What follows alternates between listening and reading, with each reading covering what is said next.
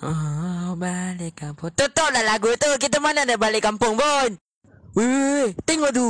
Walamak. Cantiknya rumah tu. Aduh, Raju ni. Membazir. Dia dah tak tutup lampu tu.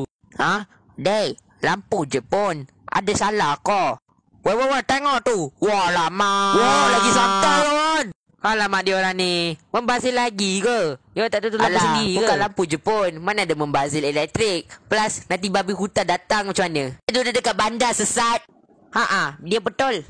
Ring. Wah, cantiknya rumah ni. Ai, kenapa kita berhenti, Man? Dah kau ni. Ha?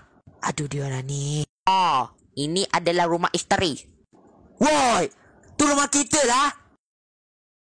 Rumah sendiri pun tak kenal. Oh, lah. Jom laju. Jom. Siapa yang tak tutup lampu bila Ni keluar si Jimat si ni. tinggi ni? Jimat elektrik, jangan membazir. Siapa buka lagu MU ni? Entah. Ya Allah, ya Tuhanku. PS4 buka tapi tak main. Main Minecraft tapi tak main. Lagi apa lagi? Muzik tu buka tapi tak tutup. Tapi buka lagu MU.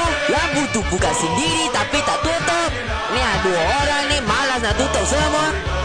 Aku malas dari orang ni. Kawan-kawan, ingat kena tutup lampu semua. Kalau tak, rugi. Ni, electric bill ni. Siapa nak bayar? Ni, Dek, mana ada? Ni aku ngomong electricity bill je pun. Nanti aku bayar. Aku bayar.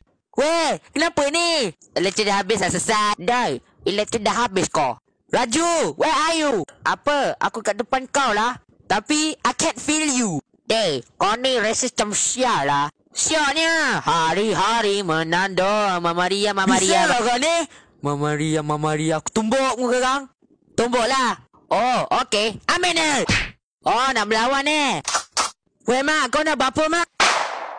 Weh, Mak, tak payahlah shoot, Man. Biarlah, aku main app lah ni. Kau ni sesat lah. Kau ingat kau dalam app ke? Main aku shoot kau. Dah, semua orang mati. Bagus. Jap, aku nak cari torchlight, jap. Yeay, dah jumpa.